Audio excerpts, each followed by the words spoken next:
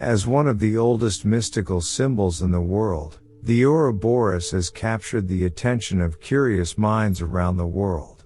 With so many cultures having their own version of the strange symbol, what could have possibly inspired the image? Though the symbol still retains some of its mystery, we now know the approximate origin of the Ouroboros, and the thoughts that inspired it. What is the Ouroboros? The Ouroboros is an ancient symbol that depicts a serpent eating its own tail. The earliest record of the Ouroboros was found in the 1600 BC in ancient Egypt.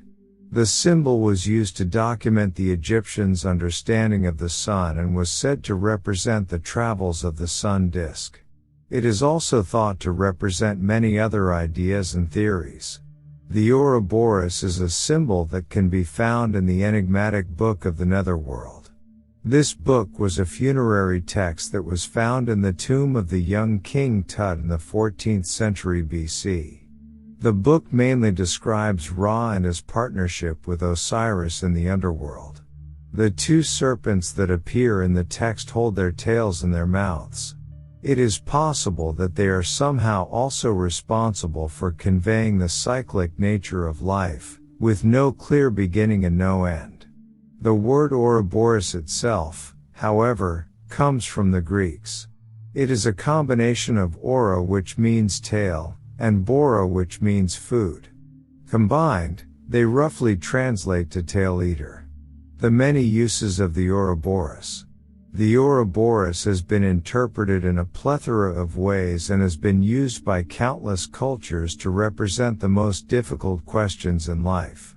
There are also connections between the Ouroboros and the universe itself, signifying the importance of the strange image. Gnosticism and the Ouroboros.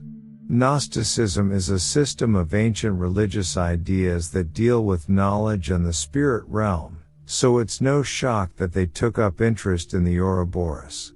One of their main beliefs is that salvation can only be found by overcoming ignorance, and the Ouroboros is a step in the right direction.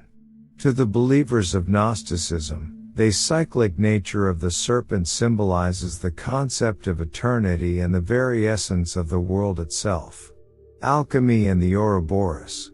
Alchemy also has several connections to the Ouroboros. One of the most famous is the Chrysopoeia of Cleopatra. The Chrysopoeia of Cleopatra is a famous alchemical text that was written by an Egyptian philosopher, author, and alchemist. The author's real name has been lost to history, but it is known that she is not the same person as Cleopatra VII, last ruler of the Ptolemaic Kingdom of Egypt.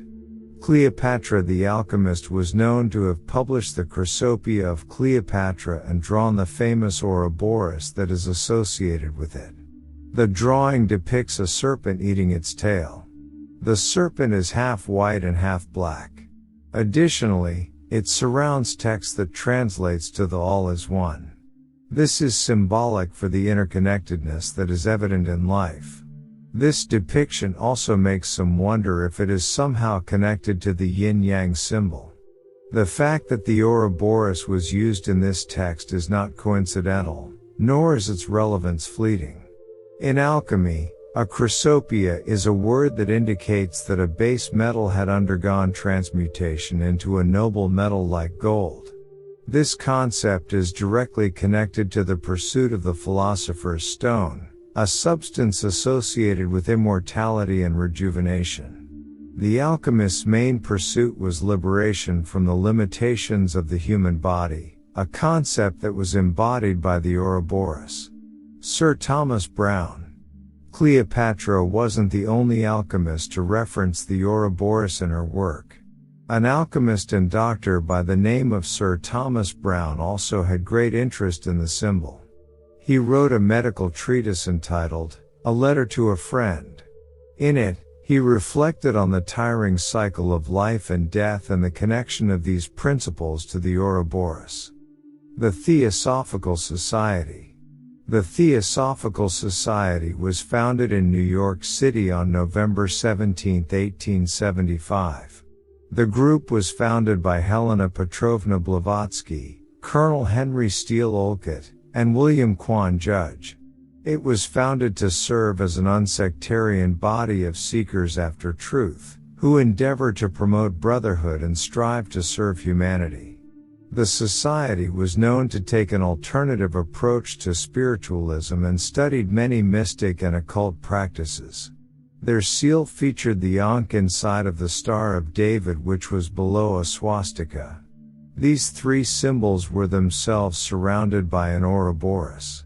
This powerful combination served to symbolize the search for truth and the struggle to understand the interconnectedness of the universe. The Ouroboros in mythology. The Ouroboros is perhaps most intriguing in its many connections to mythology. It appears that the symbol is used throughout many cultures in ancient history who look to the serpent figure as a way of explaining the vastness and interconnectedness of the universe. There are many legends that incorporate the Ouroboros into their oral traditions, whether directly or figuratively. The Milky Way connection.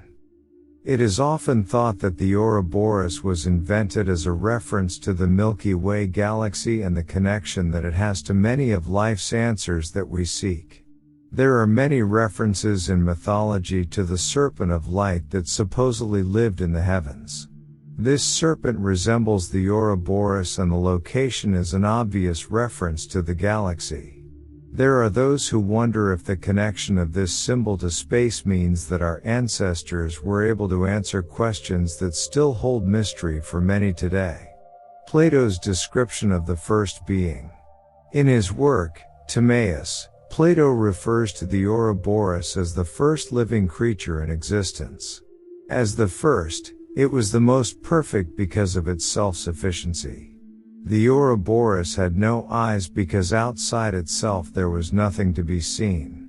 It had no ears because there was nothing outside itself to listen to. This creature was a self-eating and circular being. Despite of its self-eating nature, however, it had no organs that would allow it to digest, for there was nothing that could come into its system that existed outside of itself. It also lacked the ability to breathe for similar reasons. The only one of the senses that this creature was given was the ability to move and writhe in its circular nature that represented the essence of its being. This story is often referred to by those who reflect on the mysteries of the Ouroboros in modern day. The Ouroboros in science. The structure of the compound benzene was supposedly discovered by a chemist named Auguste Kekule when he was earnestly studying atom structure in an attempt to find an answer. Frustrated, he eventually took a nap by his fireplace. While dreaming, he explored the image of atoms working together and eventually appearing to move and writhe like snakes. Suddenly, one of the snakes grabbed its tail in its mouth, prompting Kekule to awaken. This vision of the Ouroboros in atom form inspired Kekule to continue working out his equations until he was able to prove the form of the benzene.